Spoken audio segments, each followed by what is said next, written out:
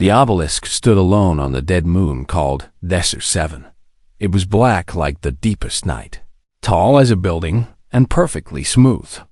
No one knew who built it. No one knew why. It had been there for thousands of years, waiting in silence at the center of a massive crater. For 800 years, the great species of the galaxy had tried to unlock its secrets. The Valori came first. They were beautiful beings with skin that glowed like starlight, and they could read minds with a single touch. They sent their best scientists to the obelisk. 3 of them died. 7 went mad. The rest ran away, screaming about darkness eating their thoughts. The Crest tried next. They were made of living crystal, hard and ancient and very proud. They believed their silicon minds would protect them where organic brains had failed. They were wrong. The obelisk broke them into pieces, shattered their consciousness like glass hitting stone. Then came the Morvani, the oldest species still alive in the galaxy. Once they had ruled half the stars. Now they were few and tired, but still wise. Surely, they thought, their wisdom would be enough. It was not. The Morvani expedition returned with empty eyes and broken spirits. Their leader never spoke again. 17 expeditions. 43 dead. Hundreds driven to permanent madness. After the last failure, the Galactic Concord declared the moon forbidden. No one was allowed to land. No one was allowed to try. The obelisk had won. But humans had only joined the Galactic Concord 30 years ago. They were young. They were new. And they did not know how to give up. Lieutenant James Walker stood at the edge of the crater, looking down at the black structure below. He was 34 years old, with short dark hair and calm brown eyes. Behind him stood his team of 4 other humans. Around them, alien observers watched with a mixture of pity and fear. Ambassador Thela of the Valori floated beside James. Her glowing skin flickered with worry. She had seen what the obelisk could do. She had lost friends to its terrible power. "You do not understand," she said to James. Her voice was soft like music, but filled with pain. "That thing down there is not just a structure. It is a weapon. It finds the darkest parts of your mind and turns them against you. Every fear you have ever felt, every nightmare you have ever had, it uses them to destroy you." James looked at her and smiled. It was a small smile, gentle and unafraid. "Then I guess it's good that I don't scare easy." Thela's glow dimmed with frustration. "This is not a joke, human. Your species is young. You have not seen enough of the universe to know true fear. That is not strength. That is ignorance." "Maybe," James agreed. "But ignorance got us to the stars. Let's see where it takes us next." Dr. Emily Park walked up to join them. She was the team scientist, an expert in alien technology and ancient artifacts. She was small but fierce, with sharp eyes that missed nothing. In her hands, she held a scanning device that beeped and hummed as it studied the obelisk from afar. "The energy readings are incredible," she said. "This thing is alive, in a way. Not biological, but aware. It knows we're here. It's been watching us since we landed." Behind her, the rest of the team prepared their equipment. David Kim, the communications officer, was setting up a relay to keep them connected to the ships in orbit. He was young and eager, always the first to volunteer for dangerous missions. Rachel Torres, the engineer, checked their life support systems one more time. She was practical and careful, the one who made sure nothing went wrong. Marcus Cole, the security chief, stood with his weapon ready. He was big and quiet, a man of few words but fierce loyalty. 5 humans. 5 fragile beings of flesh and blood. They were going to walk where giants had fallen. The Morvani observer, an ancient being named Counselor Dreth, watched them with sad eyes. He had been young when his own people tried to reach the obelisk. He had seen the survivors return broken and hollow. Now he watched these strange new creatures prepare to make the same mistake. "Why do you do this?" he asked James. "Your species has so much potential. Why throw your lives away on a mystery that has killed so many?" James thought about the question. He thought about Earth, so far away. He thought about all the times humans had faced the impossible and refused to turn back. The oceans that swallowed ships. The mountains that killed climbers. The space between stars that seemed forever beyond reach. "Because it's there," he said simply. "Because no one else will. Because maybe, just maybe, we'll find something wonderful on the other side of that fear." Counselor Dreth shook his head slowly. "Hope is a dangerous thing, young human. It makes you reach for stars that will only burn you." "Maybe," James said, "but it's better than sitting in the dark, wondering what might have been." He turned to his team. They looked back at him with trust in their eyes. They were scared, he knew. Anyone would be scared. But they were also ready. Ready to take that first step into the unknown. "Listen up," James said. "We all know what happened to the others who tried this. We know the risks. But we also know something they didn't. We know that fear is just a feeling. It's not real. It can't hurt you unless you let it. So when we walk down there, when that thing tries to get inside our heads, we remember one thing. We are human. We have faced monsters before. We have walked through fire and come out the other side. This obelisk has beaten everyone else. But it has never faced us." Emily nodded firmly. David grinned with excitement. Rachel took a deep breath and stood tall. Marcus simply checked his weapon one more time and said, "Ready when you are, sir." James turned back to the crater. The obelisk waited below, silent and patient. It had waited for 800 years. It could wait a little longer. But not today. Today, the waiting would end. "Let's move out," James said. And the 5 humans began their descent into the crater, walking toward a darkness that had broken empires, with nothing but their courage to protect them. Above, in their ships, the aliens watched and waited for the screaming to begin.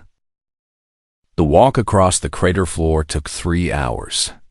3 hours of gray dust and black rocks and silence so deep it felt like drowning. The humans moved in a line, their boots leaving prints in soil that had not been touched for centuries. Above them, the stars watched like cold and distant eyes. With every step they took, the obelisk grew larger. What had seemed like a tall building from the crater's edge now looked like a mountain of frozen darkness. It did not reflect light. It ate light, swallowed it whole, gave nothing back. Looking at it hurt in a strange way, like staring at a hole in the universe in orbit. The alien observers tracked every movement. The Valuri ambassador had to close her mind completely. Even from so far away, the psychic noise from the obelisk was becoming too much to bear. "The energy field is increasing," reported the Kreth science officer. His crystal body hummed with concern. At this range, the humans should be experiencing severe mental disruption. Their brain chemistry should be falling apart. But the humans kept walking. Their vital signs stayed normal. Their minds stayed clear. "That is impossible," the Kreth said. "The resonance field affects all conscious beings. It finds your deepest fears and amplifies them until your mind collapses under the weight." How are they not affected? No one had an answer. On the crater floor, Emily kept her scanner running. She documented everything, her voice calm and professional as she recorded her observations. "The surface looks smooth from far away," she said. "But up close, I can see markings. Tiny carvings, smaller than grains of sand. There are millions of them, maybe billions. Some kind of language, but nothing I recognize. This thing is a book, and we don't know how to read it." David worked on the communication link. The obelisk was doing something to their signals, not blocking them exactly, but examining them. Like a curious child taking apart a toy to see how it worked. "Something is scanning our transmissions," he reported. "It's learning our language. Our encryption. Everything. This thing is smart, Captain. Really smart." James nodded but did not slow down. "Good. Maybe that means it wants to talk." Rachel checked her equipment for the 100th time. As an engineer, she was used to machines. She understood them. But this obelisk was beyond anything she had ever seen. It was not technology. It was something else, something older and stranger. "The material is weird," she said. "My sensors can't figure out what it's made of. Not metal, not stone, not crystal. It's like nothing exists in our database. Whatever species built this, they were way ahead of us." Marcus stayed quiet, his eyes moving constantly, watching for threats that might come from any direction. He had been a soldier for 20 years. He had fought pirates and rebels and creatures that would give most people nightmares. But this obelisk made him uneasy in a way he could not explain. Not scared exactly, just aware that they were standing at the edge of something vast and unknown. They were only 100 meters away now, close enough to feel a strange warmth coming from the structure, close enough to see their own reflections in its black surface, distorted and wrong. The Morvani counselor's voice crackled over the radio. "You should feel it by now. The pressure in your minds, the whispers of your darkest thoughts. Tell me what you feel, humans. Tell me what horrors it is showing you." James stopped and considered the question. He looked at his team. They looked back at him, confused but calm. "I don't feel anything," James said. "Just warm. Kind of peaceful, actually." "Peaceful?" The Morvani's voice cracked with disbelief. "That is not possible. When my people stood where you stand, we saw visions of death. We felt every fear we had ever known, multiplied 1,000 times. We saw our civilization burn. We felt our minds tear apart." Emily spoke up. "Maybe that's the difference. We don't have ancient civilizations to mourn. We don't have thousands of years of history weighing us down. We're too young to know what we should be afraid of." "That is not courage," Counselor Dreth said. "That is foolishness." "Maybe they're the same thing," David said with a grin. "Worked out pretty well for us so far." They covered the last 100 meters in silence. And then they stood at the base of the obelisk, looking up at something that had broken the greatest minds in the galaxy. It was beautiful. That was the strange thing. Up close, the obelisk was not terrifying. It was beautiful in a way that hurt the heart. The tiny carvings seemed to move and shift, telling stories in a language that went beyond words. The warmth it gave off felt like sunlight on a cold day, like coming home after a long journey. James reached up and touched the surface of his helmet. He wanted to feel it against his skin. He needed to. "Captain," Marcus said. His voice was careful, but not afraid. "Are you sure about this?" James looked at his team. Emily with her scanner, still recording everything. David with his communication equipment, ready to call for help if needed. Rachel with her tools, prepared for anything. Marcus with his weapon, steady as always. They trusted him. They followed him here, to the end of all safe roads, because they believed in him. He could not let them down. "I'm sure," James said, "but this is my risk to take. If something happens to me, you get out. You run back to the ship and you leave." "That's an order." "Sir," Marcus started. "That's an order, Chief." James removed his glove. The cold of the moon bit into his bare hand immediately. His skin stung with it. But he did not put the glove back on. Instead, he reached out toward the obelisk. His hand moved slowly, like swimming through honey. Time seemed to stretch. He could hear his own heartbeat, loud and steady. He could feel the eyes of aliens watching from orbit, waiting for him to fail like everyone else had failed. His fingertips touched the surface. The obelisk was warm. Warmer than it should be, warmer than anything on this frozen moon. It felt almost alive under his palm, like pressing your hand against someone's chest and feeling their heart beat.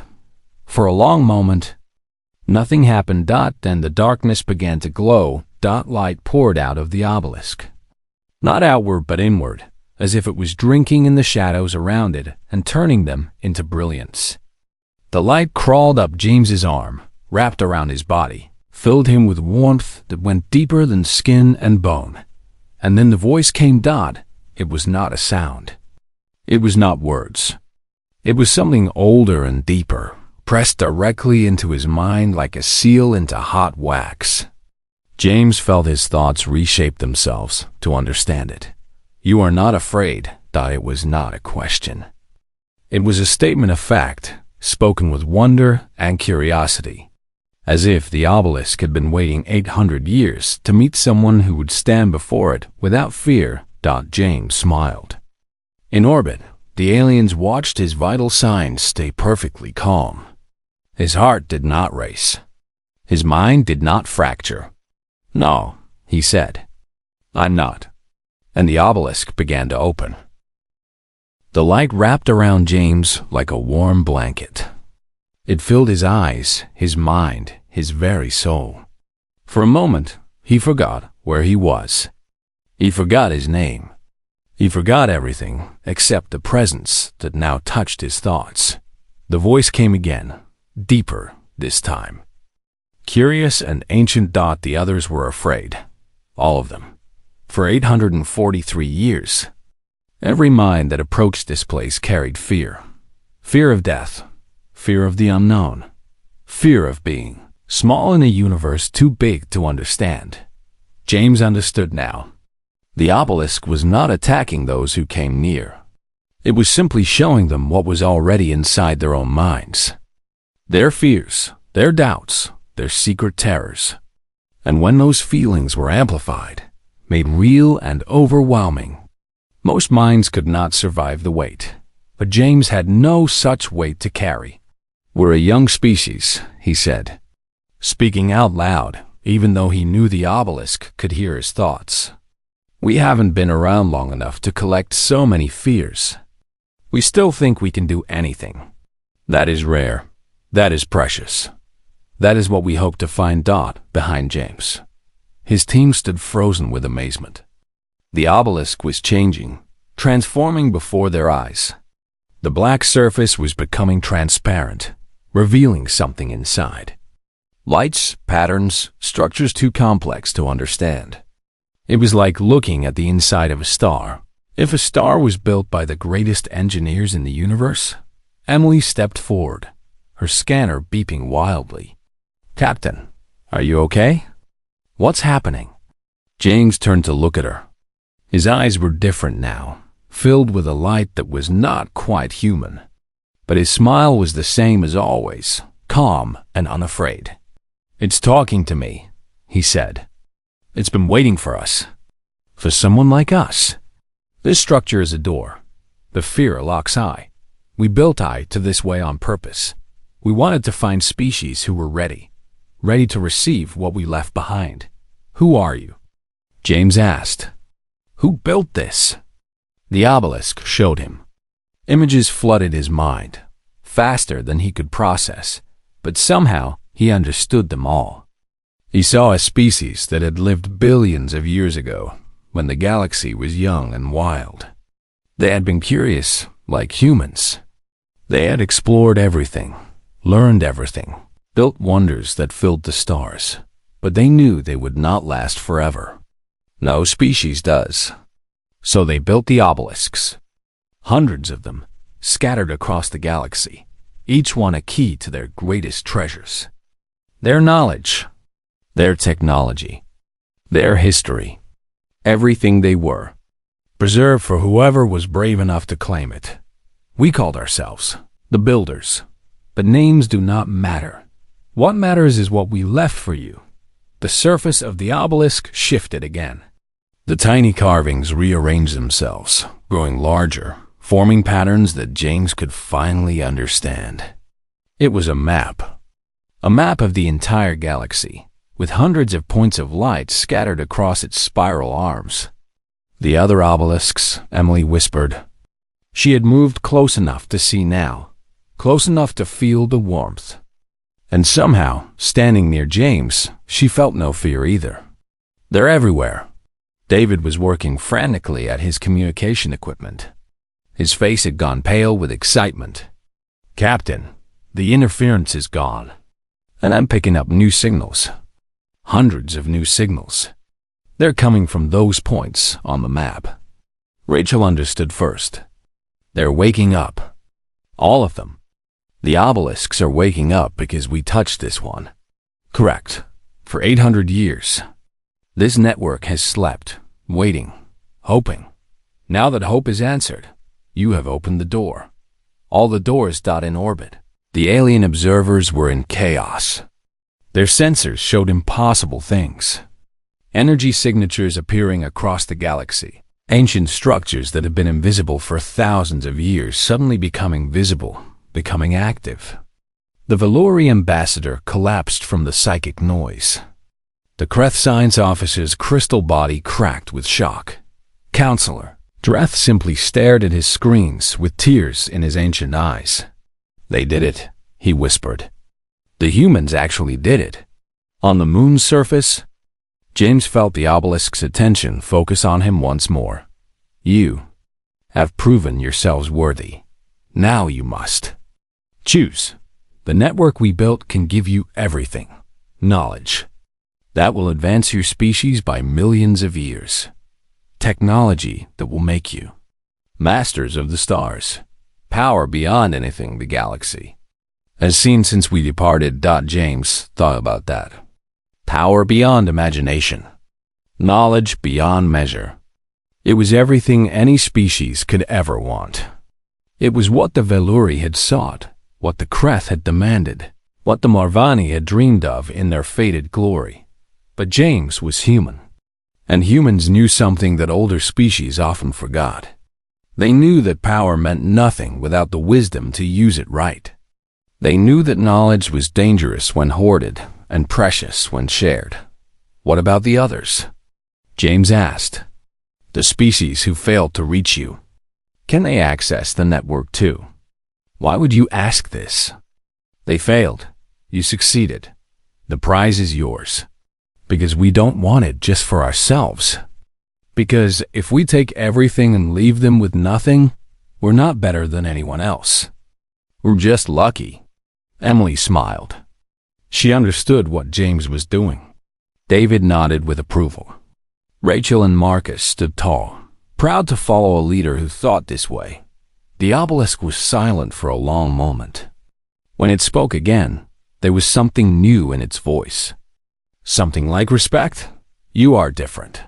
The others who came here wanted power for themselves. They feared that sharing would make them weak. But you understand something they did. Not. Strength comes from connection, from lifting others as you rise. So can they access it? Can everyone? Perhaps the fear that locked them out came from inside them. If they can learn to face that fear, to stand beside those who do not carry IT, then yes, the doors can open for all. James turned to his team. They looked back at him, waiting for his decision. But he already knew what he wanted to do, what he had to do. We're not going to keep this for ourselves, he said. We're going to share it with everyone. We're going to teach them how to face their fears. We're going to hold their hands and walk them through the doors. Because that's what humans do. We don't climb mountains alone. We bring everyone with us. Marcus laughed, a rare sound from the quiet soldier. That's going to make us popular.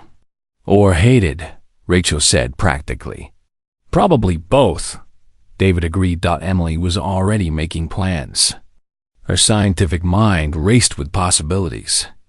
If we can figure out how the fear response works, maybe we can help others overcome it. Use humans as anchors, as examples. Show them it can be done. The obelisk pulsed with warm light. This is why we waited. This is what we hoped for. Not a species that would take our gifts and use them for conquest, but a species that would use them to unite a galaxy, divided by fear.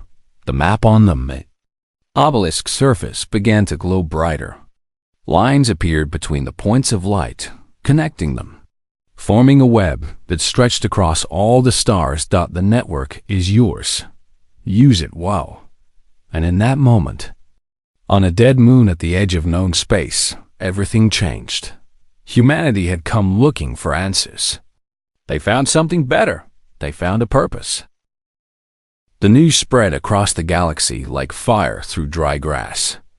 Within hours, every species in the galactic concord knew what the humans had done. Within days, the arguments began.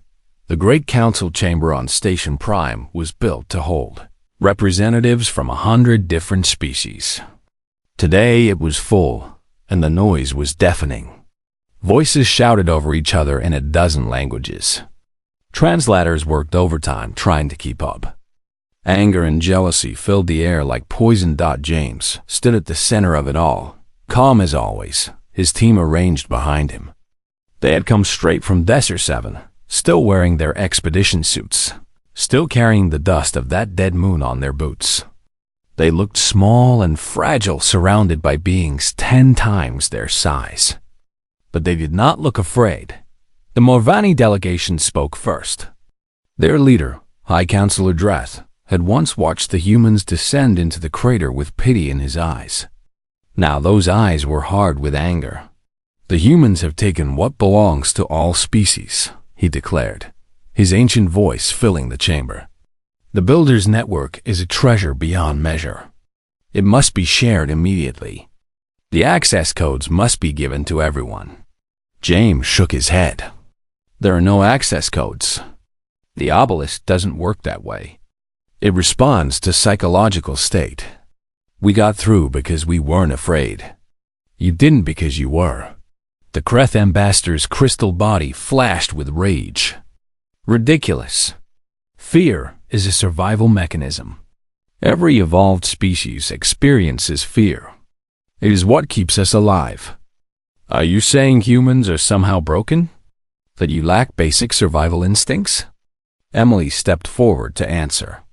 She had spent 3 sleepless nights preparing her explanation, trying to find words that wouldn't insult anyone. We're not broken, she said carefully. We're just young. Human history is short compared to yours. We haven't had time to accumulate the weight that older species carry. We haven't experienced enough tragedy to teach us proper fear. That is not courage, a Valori elder said coldly. That is ignorance. A child is not brave when it reaches for fire. It simply does not know it will be burned. Marcus surprised everyone by speaking up. The big soldier rarely talked in public, but his voice was steady and strong. Maybe you're right, he said. Maybe we are ignorant. But our ignorance got us past that obelisk when your wisdom couldn't. Our ignorance opened doors that your knowledge kept locked. So maybe, just maybe, there's something to be said for not knowing when to quit. The chamber erupted in angry shouting. Accusations flew back and forth. Some species demanded that humanity share the network immediately. Others claimed the humans had cheated somehow, used some trick that no one understood. A few even suggested that humanity should be expelled from the Concord entirely, punished for reaching above their station. Through it all, Counselor Dreth watched James with thoughtful eyes. The old Morvani remembered what it felt like to be young, to believe that anything was possible. That was before his species had seen too much death, lost too many wars, learned too many hard lessons about how the universe really worked. Finally, Dreth raised his hand for silence. The chamber slowly quieted. I was there, he said, his voice heavy with memory. I watched these humans walk into that crater. I expected them to fail, I expected them to die, or worse. I was ready to pity them when the obelisk broke their minds, like it broke so many others. He paused, looking at James with something new in his eyes. Something that might have been respect. But they did not fail. They succeeded where we all failed.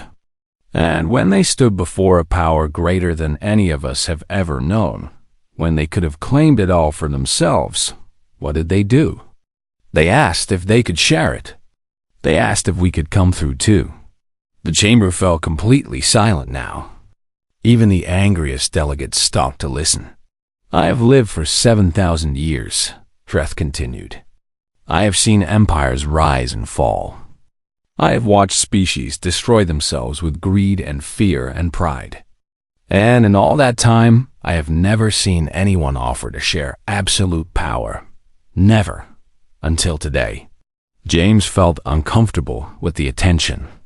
He hadn't done anything special, not in his mind. He had just done what seemed right.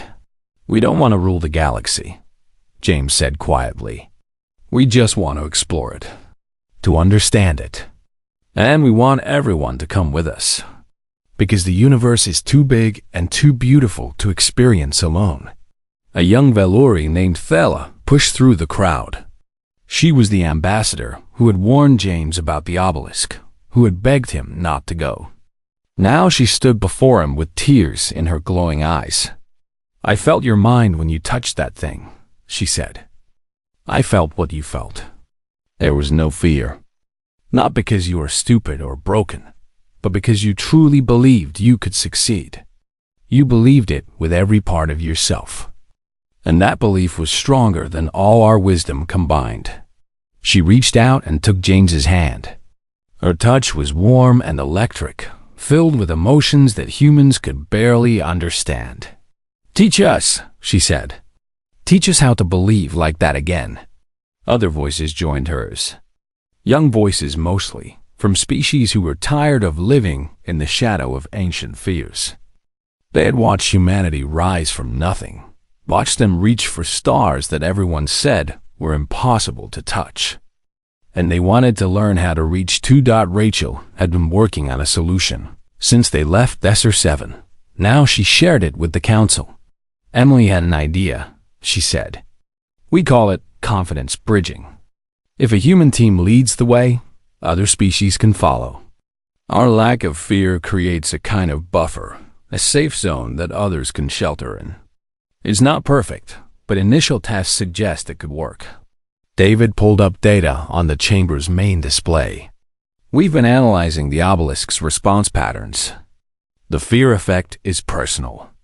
It comes from within, not from the obelisk itself. If we can help people confront their fears before they approach, maybe with human support, they might be able to pass through too. The council debated for hours after that. Some remained opposed, too proud to accept help from a species so young. But more and more voices joined the human side. They saw what Counselor Dreth had seen. They understood what Thela had felt. Humanity was not trying to conquer the galaxy. They were trying to open it up, to make it accessible to everyone. And that simple act of generosity was more powerful than any weapon ever built. By the time the vote was called, the outcome was already clear. The Galactic Concord would work with humanity to access the Builders' Network. Mixed teams would be formed, human and alien together. The doors would be open not for one species, but for all. As the council dispersed, Councilor Dreth approached James one last time. You know this will not be easy, the old Morvani said. Some will still oppose you. Some will try to take the network for themselves. You have made many enemies today. James nodded. I know, but we've made more friends.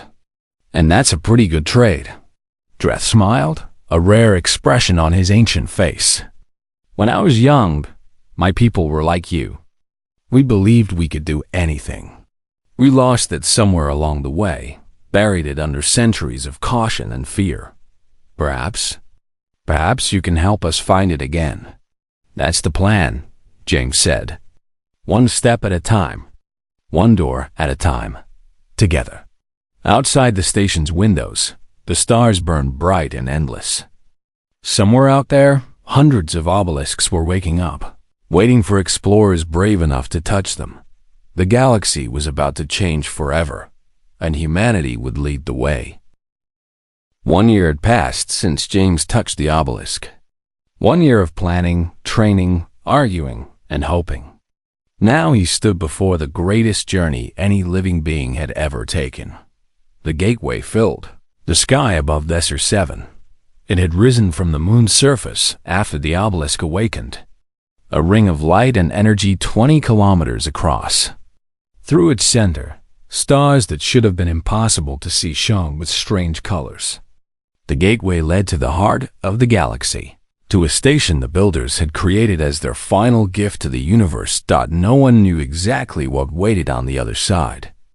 That was the point. James had been promoted to captain now. He wore a new uniform with the symbol of United Earth on his chest. But his eyes were the same as always, calm and curious and completely unafraid. His original team stood with him. Emily had become the galaxy's leading expert on builder technology. Her research had helped hundreds of aliens overcome their fears and approach the obelisk safely.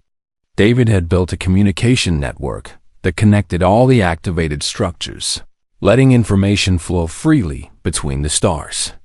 Rachel had reverse-engineered some of the builders' basic technology, creating tools that made space travel faster and safer.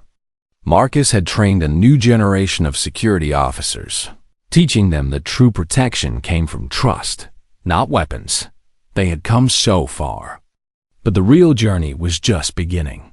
This expedition would be the first to pass through the gateway. And for the first time, it would not be humans alone. 2 Velurii stood nearby, their glowing skin bright with excitement and only a little fear.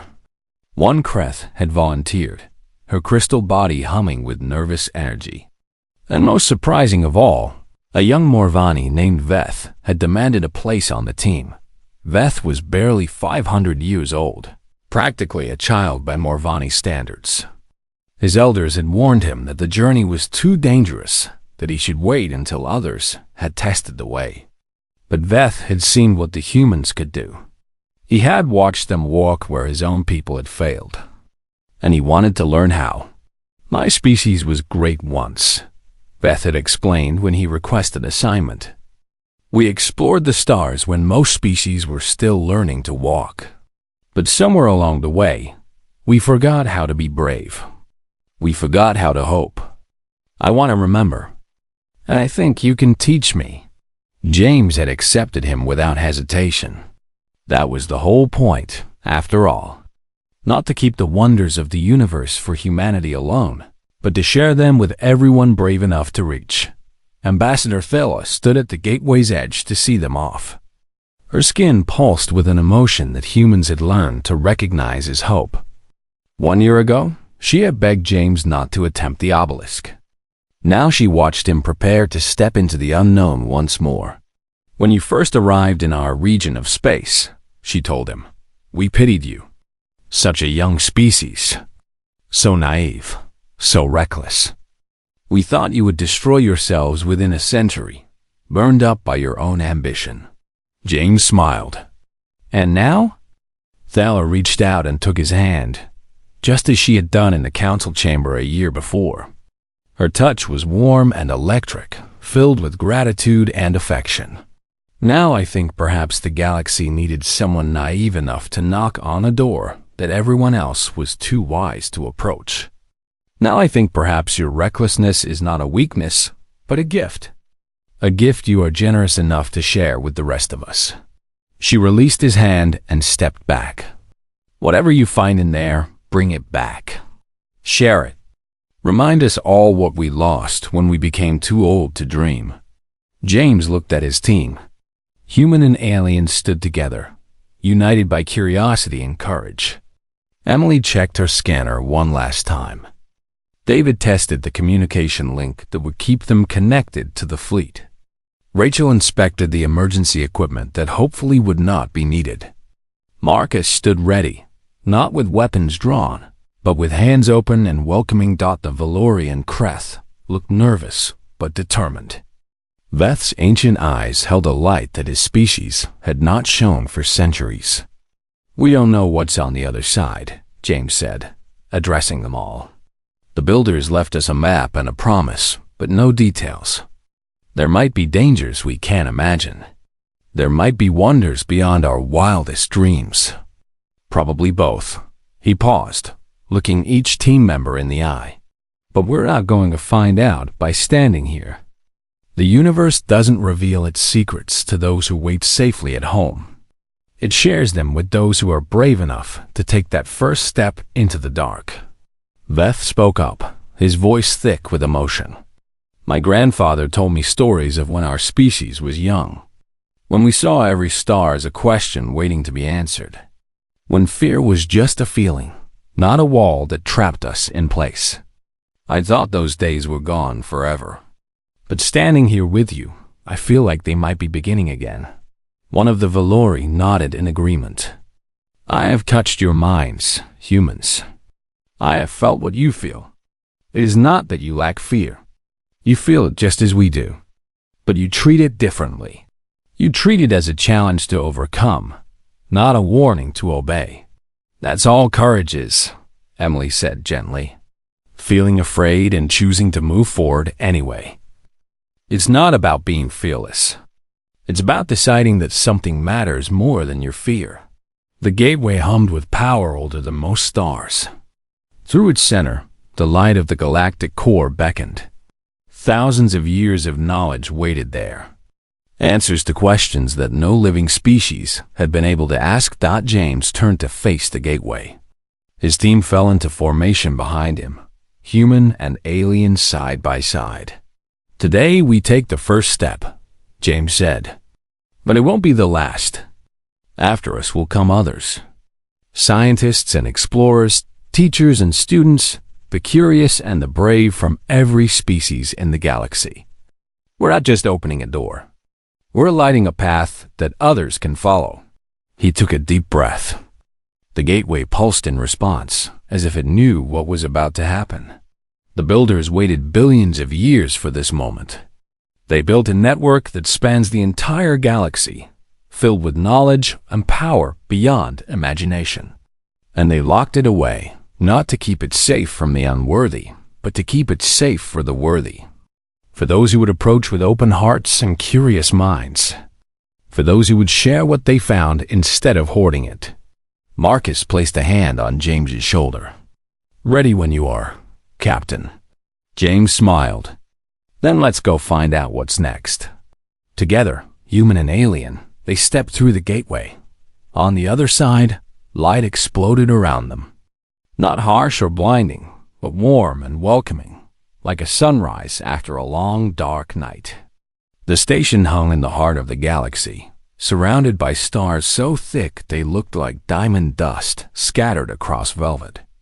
It was beautiful beyond words, beyond imagination, beyond anything any of them had ever seen. And waiting for them, preserved for billions of years, was everything the builders had ever learned. Every secret of the universe, every wonder of creation, every answer to questions that conscious beings had been asking since thought first sparked in the darkness. All of it. Waiting to be shared. James felt tears in his eyes, and he was not ashamed of them. This moment was worth every step of the journey, every doubt, every fear that had been overcome. "It's beautiful," Emily whispered. "It's ours," Beth said in wonder. "All of ours." "No," James corrected gently. "It belongs to everyone. Our job is just to bring it back." He turned to look at his team. Human and alien stood together, united by hope and wonder and the simple human belief that tomorrow could always be better than today. "Let's get to work," he said. And so began the second great age of the galaxy. An age of discovery and unity, of ancient knowledge newly shared, of walls torn down and hands extended in friendship, all because one young species had been brave enough to touch an obelisk. All because humanity had never learned to be properly afraid. And somewhere in the vast network of stars. The spirits of the builders watched and smiled. Their wait was over. Their hope was fulfilled. The children of the universe had finally come home. This was only the beginning.